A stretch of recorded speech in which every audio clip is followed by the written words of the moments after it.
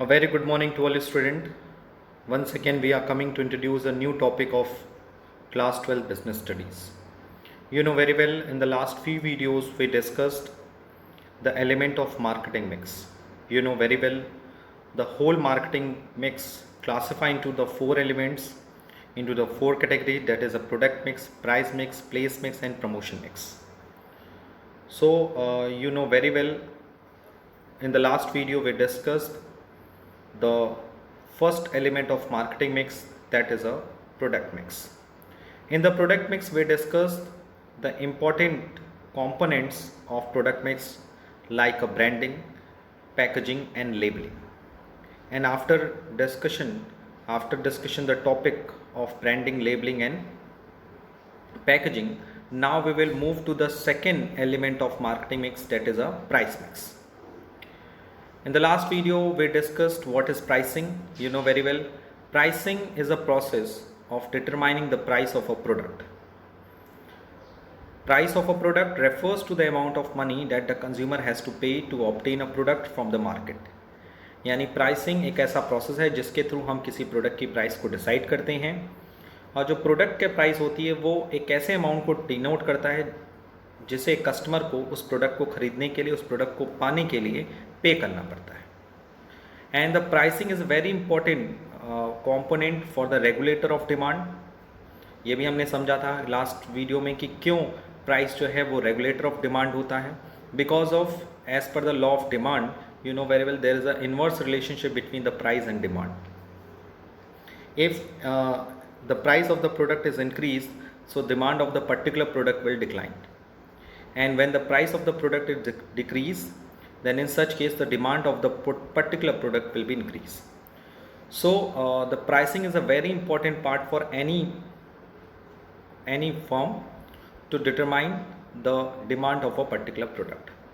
And when we are talking about the perfect competition, so perfect competition, and under the perfect competition, most firms compete with each other on the basis of price factor. यानी कि अगर हम perfect competition की बात करें जहाँ पे large number of buyer and seller होते हैं, तो वहाँ पर प्राइस एक ऐसा फैक्टर है जिससे एक दूसरे को बीट किया जा सकता है, क्योंकि जहाँ पे large number of buyer and seller हैं तो वहाँ इस बात की कॉम्पिटिशन होती है किसी प्रोडक्ट को परचेज या सेल करने से पहले कि उस प्रोडक्ट का प्राइस क्या होगा, क्योंकि प्राइस ही जनरली उस प्रोडक्ट की डिमांड एंड सप्लाई को डिटरमाइन करता है और परचेजिंग पावर को, कस्टमर के परचेजिंग पावर को इंक्रीज और डिक्रीज करता है. So after the discussing the price term related to the pricing under the price mix, as well as we also discussed in the last video, that is the important component of the price mix. When we are talking about the price mix, so you can see that there are basically few component of the price mix, that is a price range, profit margin, discount to be offered, credit terms, and price strategies and policies. As well as in the last video, we discussed the first factor of affecting the price determination.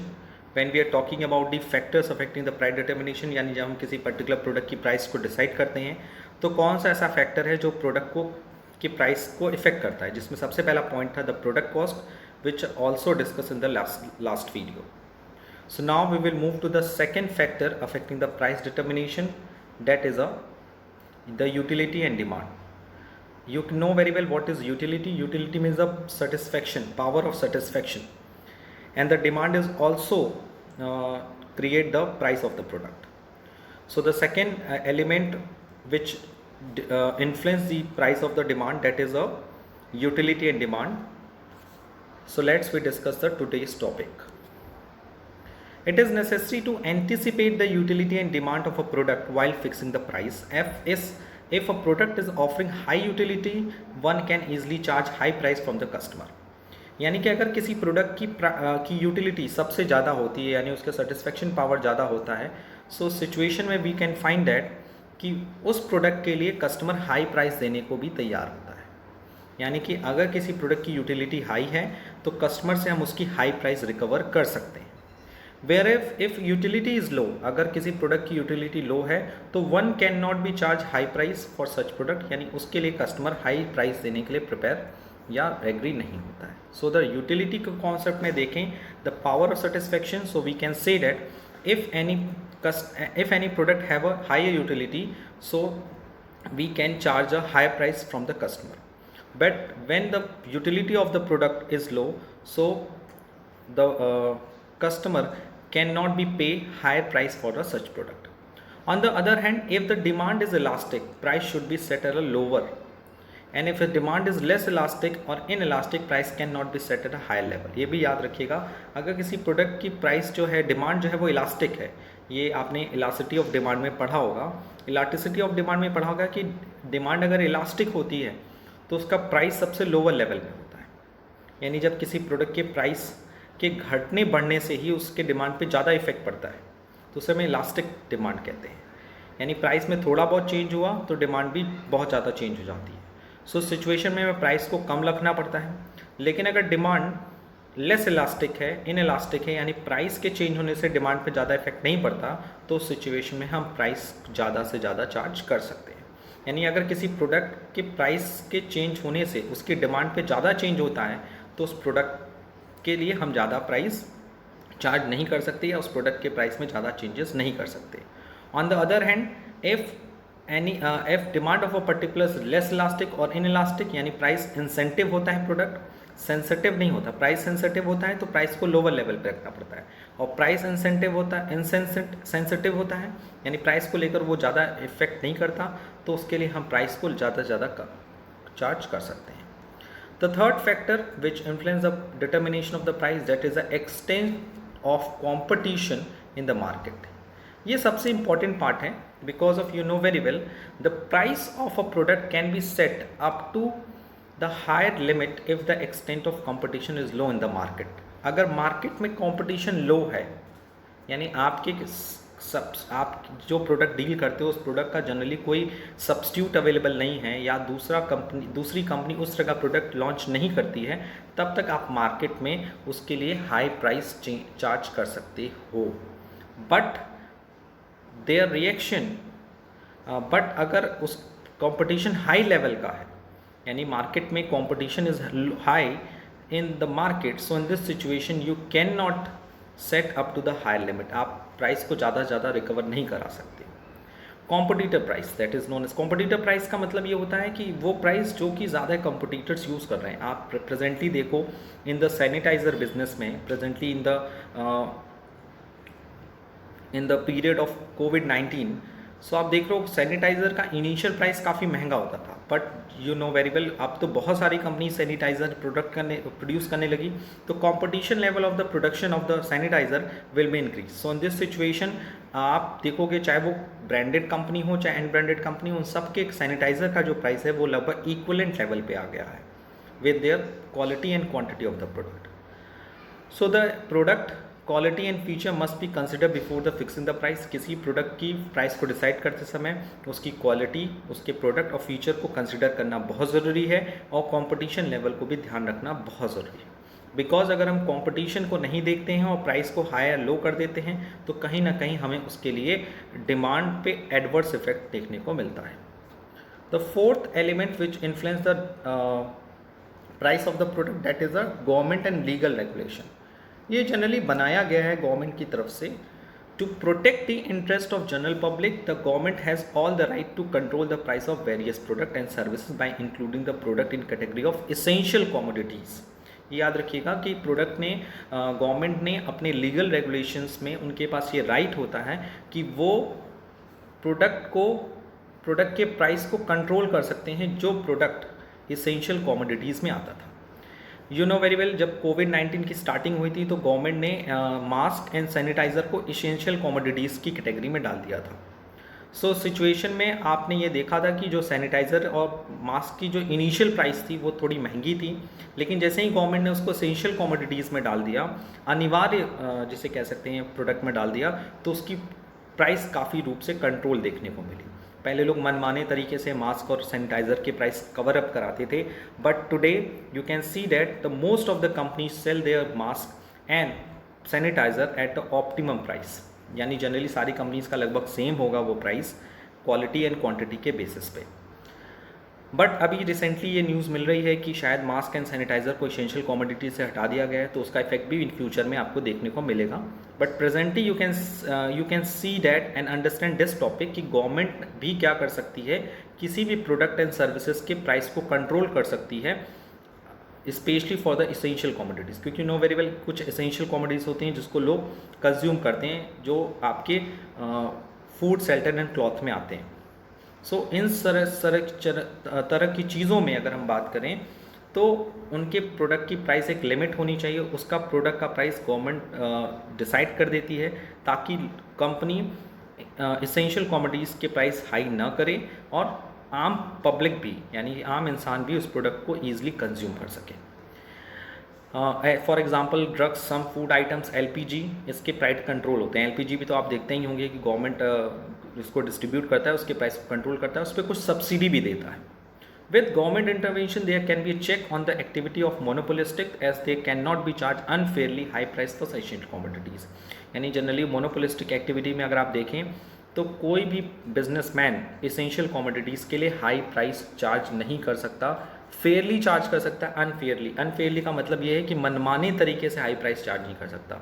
अगर कोई commodity है जिसका वास्तव रूप से reality में उसकी price महंगी आ रही है, प्रोडक्ट महंगा है, तो वो रिकवर करा सकता है, बट गवर्नमेंट उसके लिए सब्सिडी और उसके लिए कंट्रोल इस्टेब्लिश करता है। सो जब भी कोई कंपनी अपने प्रोडक्ट की प्राइस डिसाइड करती है तो first of all he will take the follow the rules of regulation given by the government, specially for the essential commodities. The number 5th factor which influence the price of the product, that is a pricing objective. You know very well, मैंने आपको बताया था कि they are basically 2 types of pricing objective. तो company generally अपने pricing objective के basis पे भी क्या करती है, प्राइस को डिसाइड करती है। If the objective of the firm is maximize sale, मतलब अगर कंपनी चाहती है कि उसके प्रोडक्ट की जो प्राइस है वो मैक्सिमम रहे, ठीक है, तो price will be set at lower level, उसका प्राइस लोअर लेवल पे रहे। If the firm's objective is profit maximization, अगर कंपनी चाहती है कि उसके प्रोडक्ट का प्राइस सेल मैक्सिमाइज ना हो बल्कि उससे ज़्यादा से ज़्यादा प्रॉफिट रिकवर हो, so situation price will be set at a higher level. यानी प्राइसिंग ऑब्जेक्टिव में यू कैन सी डैट अगर कंपनी ये चाहती है कि उसकी सेल्स मैक्सिमाइज हो तो प्राइस लो रखती है, और अगर firm wants to obtain a profit maximization, the price will be set at a high level. Apart from this, the firm other pricing objective में भी, इसके अलावा भी फर्म के कई ऑब्जेक्टिव हो सकते हैं, लाइक ऑब्टेनिंग मार्केट शेयर। अगर मार्केट शेयर लीडरशिप, अगर कोई कंपनी ये चाहती है कि उसके पास ज़्यादा से ज़्यादा मार्केट शेयर मतलब उसका प्रोडक्ट सबसे ज़्यादा बिकने वाला हो, ज़्यादा से ज़्यादा कंज्यूमर उसको यूज़ करे, तो उस केस में वो अपने प्राइस को लोअर लेवल पर रखती है। Like a Jio, you can see that जब जियो ने मार्केट में इंटर किया तो उसने अपने प्राइस को सबसे लोअर रखा as competitor to other communication network like a Vodafone, Idea and BSNL। उसने चाहे पब्लिक सेक्टर्स कंपनीज हो चाहे प्राइवेट सेक्टर कंपनीज हों, कम्युनिकेशन सेक्टर की, उन्होंने सबके प्राइस से सबसे लोअर प्राइस पे उन्होंने अपनी प्राइस को रखा, और उसका इफेक्ट ये देखने को मिला कि आज जियो कंपनीज के पास कम्युनिकेशन सेक्टर का सबसे ज़्यादा मार्केट है, यानी उसका कंज्यूमर सबसे ज़्यादा है। So if any company want to obtain a market share leadership, यानी वो सेक्टर का मार्केट शेयर लीडरशिप बनना चाहता है, लीडर बनना चाहता है, तो उसे अपने प्राइस को सबसे लो करना पड़ता है। Where as surviving in the competitive market, अगर कोई कंपनी चाहती है कि वो कॉम्पिटिटिव मार्केट में, जहाँ जनरली कैसा इन्वायरमेंट है, दैट परफेक्ट कॉम्पिटिशन मार्केट है, जहाँ there is a number of buyer and seller, तो अगर वहाँ उस तरह के मार्केट में अगर कोई कंपनी या फर्म अपने आप को सर्वाइव करना चाहती है, survival you know very well कि अपने फिक्स कॉस्ट को बियर करना चाहती है, तो उस सिचुएशन में कंपनी क्या करती है, अपने प्राइस को भी क्या कर सकती है, लोअर लेवल्स पे रख सकती है। So in surviving in competitive market by setting price at lower level in order to face intense competition efficiently. And number 3 is for attaining product quality leadership. यहाँ प्रोडक्ट की क्वालिटी पे बात हो रहा है, यानी अगर कोई कंपनी चाहती है कि उसका प्रोडक्ट क्वालिटी पे लीडरशिप रहे, यानी कि मार्केट शेयर पे लीडर ना रहे बट कि उसके प्रोडक्ट की क्वालिटी अच्छी रहे, so higher price are set to cover high quality, यानी वो अपने प्रोडक्ट की हायर क्वालिटी के लिए हायर प्राइस को सेट कर सकती है। क्योंकि यू नो वेरी वेल, अगर if any company wants to attain a product quality leadership in this situation, company pay the higher cost and as well as he pay the cost of research and development, और उसके लिए वो research and development के भी cost bear करती है. That's why company अपने product के लिए हाई प्राइस कवर अप करा सकती है.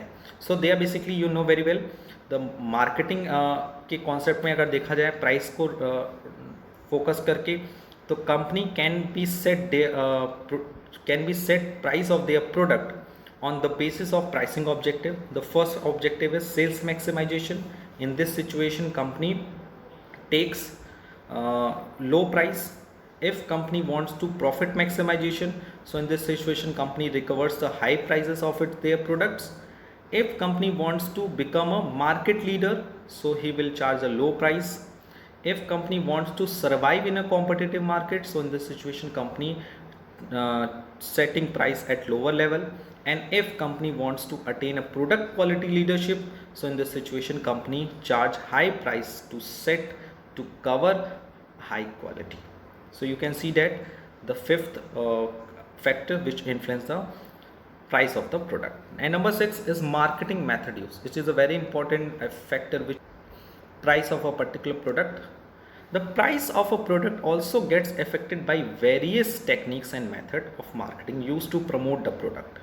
If a company is using intensive advertising to promote the sale of the product, it will charge high price. Marketing method means अगर company अपने product को sale करने के लिए बहुत ही हाई टेक्निक्स एंड मेथड्स को यूज़ करती है, इट मीन्स इंटेंसिव एडवर्टाइजिंग, यानी उसके लिए एडवर्टाइजिंग हाई लेवल पे कराती है, तो उस केस में वो हाई प्राइस चार्ज कर सकती है. आप देखते होंगे जनरली जिस प्रोडक्ट का सबसे ज़्यादा एडवर्टाइजमेंट चाहे न्यूज़पेपर में आए चाहे टेलीविज़न में आए, जब आप उसको पब्लिक में जाते हो खरीदने के लिए, तो generally you will pay higher price and compare to the other product. Other marketing method which affect the price of the product is a type of packaging, distribution system, salesman employed, customer support system. ये भी बहुत important part है.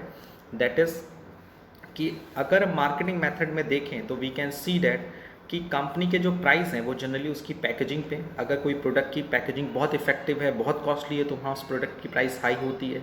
Distribution system अगर काफ़ी बड़ा होता है, distribution system means company consumer के पास प्रोडक्ट कई लेयर में वापस आता है, कई लेयर से उनके पास आता है. लाइक पहले मैन्युफैक्चरर्स को मैन्युफैक्चर करता है, देयर आफ्टर प्रोडक्ट जाता है होलसेलर के पास, होलसेलर से रिटेलर के पास, रिटेलर्स के बाद एजेंट्स के पास, फिर एजेंट्स के बाद वो कहाँ जाता है, किसके पास जाता है, कंज्यूमर के पास. तो इन दिस सिचुएशन जब डिस्ट्रीब्यूशन सिस्टम प्रोडक्ट का काफ़ी लंबा होता है, काफ़ी बड़ा होता है, सो उन सिचुएशन में प्राइस ज़्यादा चार्ज किया जाता है. As well as salesman employed, अगर कंपनी किसी प्रोडक्ट को सेल करने के लिए सेल्समैन ज़्यादा अपॉइंट करती है, तो सिचुएशन में वो प्राइस ज़्यादा चार्ज कर सकती है. And customer support service is also very important factor which influence the price of the product.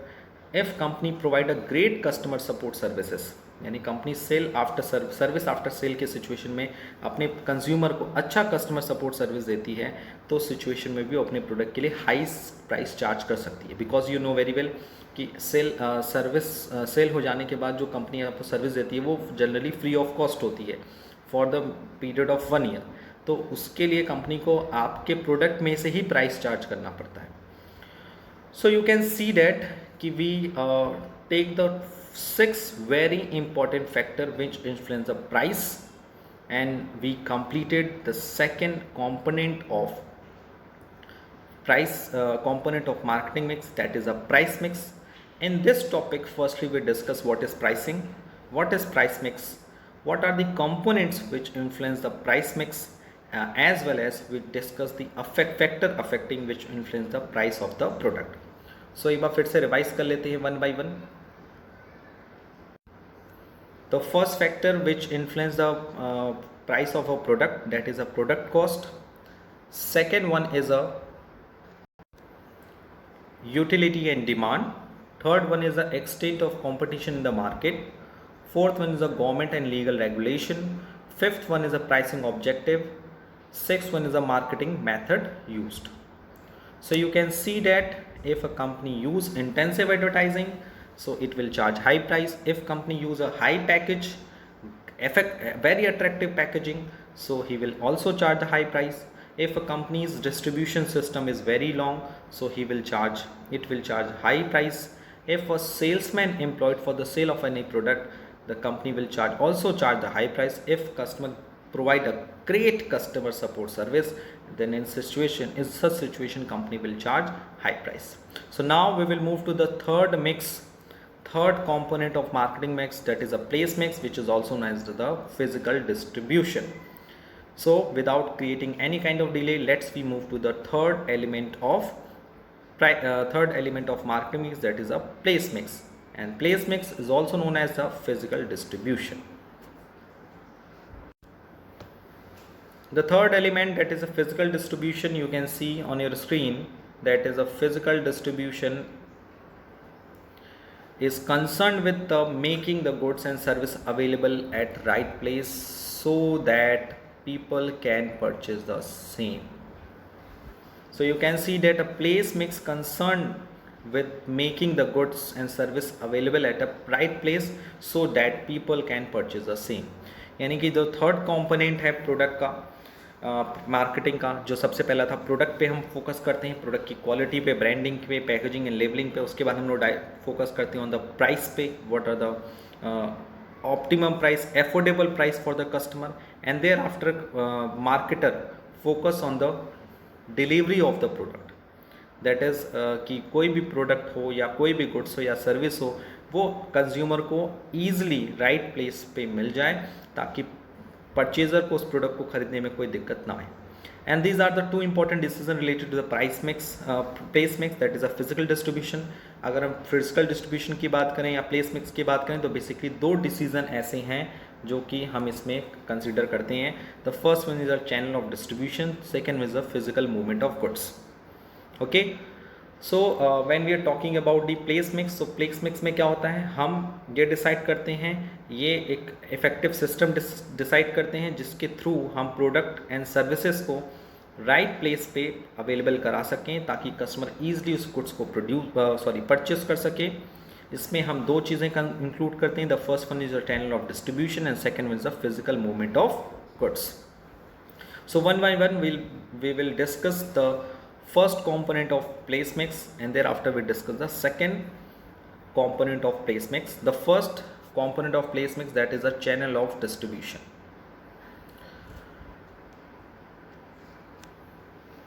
The channel of distribution are set of individual and firm take titles or assist in transferring title of particular goods and services as they move from producer to consumer.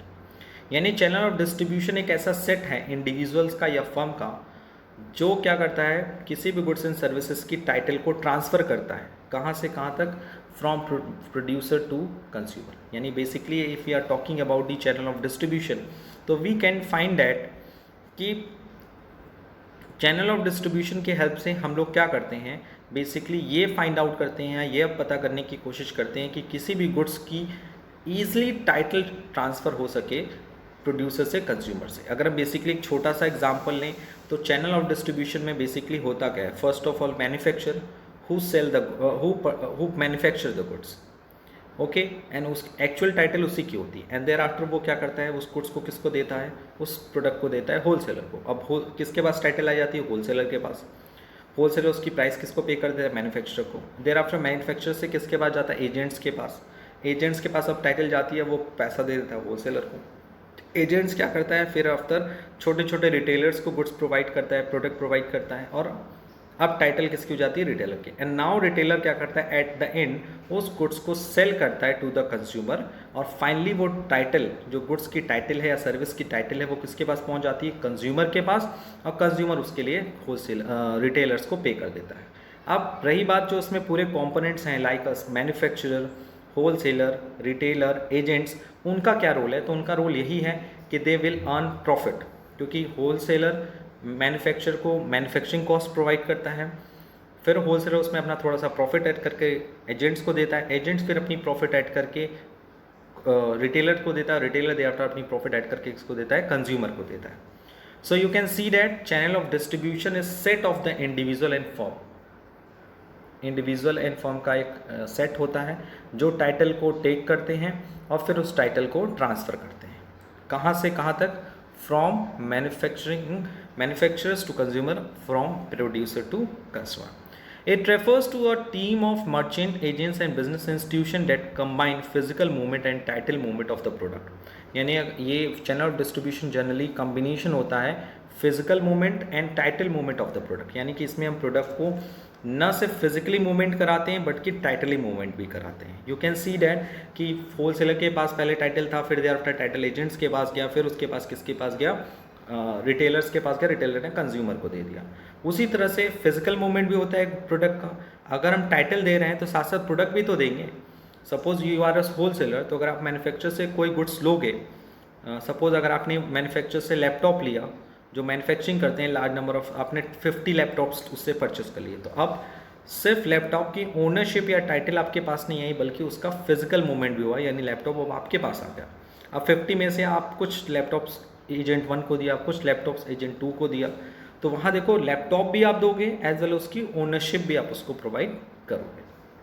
So this is a place mix. You can see that what is place mix. So place mix are included a two important decision, that is first one is a channel of distribution and number second is a physical movement of goods. So what are the function of the channel of distribution? So you can see that the channel of distribution are set of the individual and firm that take title and transferring title of particular goods and services as they move from producer to consumer, and it includes manufacturer, wholesaler, retailer, agents, merchants, business institution, and very other important points is channel of distribution combine physical movement and title movement of the product. यानी कि channel of distribution से न सिर्फ हम product का physical movement कराते हैं as well as उसका title movement भी कराते हैं. So now we will move to the next topic, that is a function of channel of distribution. So in short we can study it. Channel of distribution is smoothen the flow of goods by creating position, place and time utilities. Generally अगर हम देखें तो channel of distribution के through हम position, place and time तीनों को utilize करते हैं. How? Position, the first one is कि गुड्स की position one person to another person होती है. प्रोडक्ट की जो प्लेस है वो एक प्लेस से दूसरे प्लेस पे चेंज होती है. एंड टाइम भी से बचता है. कैसे? कि अगर हम डायरेक्ट मैन्युफैक्चर से गुड्स लेंगे तो you can see that goods produce कहाँ हो रहा है? गुजरात में, और हम हैं कहाँ? वाराणसी में.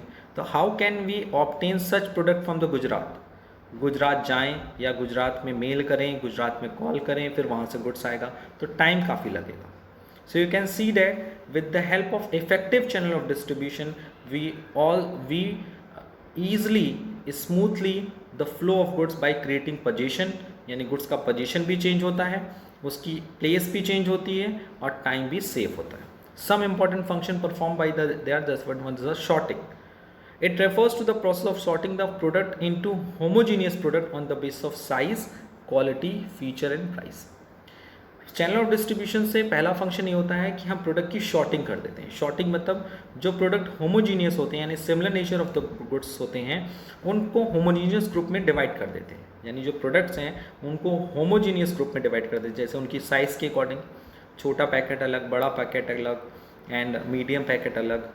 साइज़ क्वालिटी के अकॉर्डिंग ये good quality, medium quality and low quality. Feature के according and you know that very well कि प्रोडक्ट में डिफरेंट फीचर्स होते हैं, तो उन फीचर्स के अकॉर्डिंग प्रोडक्ट को हम शॉर्ट कर देते हैं. प्राइस के according, that is a high price, medium price and low price. Number second is accumulation with the help of channel of distribution. It refers to the process of accumulation of good into the larger homogeneous stock. Generally हम लोग क्या करते हैं, जो भी channel of distributions होते हैं वो गुड्स के लार्ज एंड होमोजेनियस स्टॉक बनाते हैं. This will help to maintain a continuous flow of supply.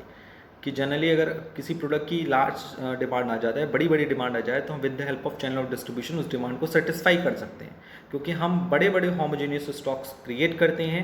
Homogeneous मतलब सिमिलर ग्रुप के स्टॉक पे, और एक्यूमुलेशन बनाए रखते हैं. एक्यूमुलेशन मतलब फ्लो ऑफ द गुड्स बनाए रखते हैं कि जितनी सब डिमांड आती है उसके अकॉर्डिंग हम गुड्स की सप्लाई भी बनाए रखते हैं.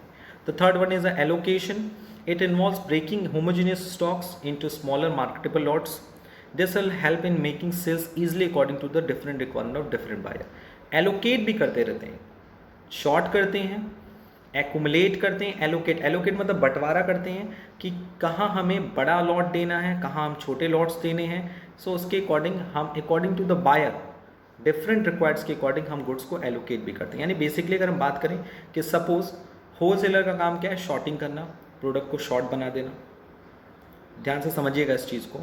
Generally sorting will be perform by the wholesaler. Wholesaler क्या करता है, होमोजीनियस ग्रुप्स क्रिएट करता है, प्रोडक्ट को मैन्युफैक्चरर से परचेस करता है, उनकी size, quality and feature and price के अकॉर्डिंग गुड्स को शॉर्ट कर देता है। एक्यूमुलेशन एजेंट्स का काम क्या होता है कि डिफरेंट एरियाज़ में गुड्स की सप्लाई को मेंटेन रखना, क्योंकि नो वेरिएबल एजेंट्स को डिफरेंट एरिया में रिस्पॉन्सिबिलिटी मिली होती है कि आपको इस एरिया में ये गुड्स को सप्लाई करना है। तो एक्यूमुलेशन बना रहता है with the help of agent. Allocation क्या होता है कि with the help of agents retailer से कांटेक्ट करके ये पता करने की कोशिश करता है कि उसके एरिया में बायर्स की सिचुएशंस क्या है। सो उस अकॉर्डिंग वो मार्केटिंग लॉट्स भी प्रोवाइड करता है। जहाँ किसी गुड्स की पर्टिकुलर की डिमांड ज़्यादा होती है तो वहाँ वो ज़्यादा गुड्स एंड सर्विसेज एलोकेट करता है, वहाँ ज़्यादा स्टॉक्स देता है, और जहाँ डिमांड कम होती है वहाँ कम देता है। So you can see that with the help of channel distribution we can easily sorting, accumulating and allocation of the product and services by which we create a smooth flow of goods by creating presence, place and time utility. So today we discussed the very important part. Firstly we discussed the factor affecting the price of the product, and thereafter we discussed the third component, the third element of marketing mix, that is a physical distribution or place mix. In this situation we can take the two important decisions are covered into it, that is the channel of distribution and physical movement of goods. And in this topic firstly we discuss what is channel of distribution. Channel of distribution are set of individual and firms that take title and assist in transferring title of a particular goods and services. They move from producer and consumer. As well as we discuss the function of channel of distribution. The whole function of channel of distribution categorized into three categories, that is shorting, accumulation and allocation. Shorting means product into the homogeneous group. Accumulation means accumulation of goods into large and homogeneous stock. And allocation means breaking homogeneous stock into smaller, यानी बड़े बड़े जो stocks create होते हैं उनको छोटे छोटे टुकड़ों में बांटना मार्केटिंग लॉट्स में, और जिस एरिया में जितनी डिमांड्स हैं उस अकॉर्डिंग डिफरेंट रिक्वायरमेंट्स के अकॉर्डिंग में डिफरेंट बायर्स के जो डिफरेंट रिक्वायरमेंट्स है उसके अकॉर्डिंग उसकी सप्लाई बनाना, उसको एलोकेट करना।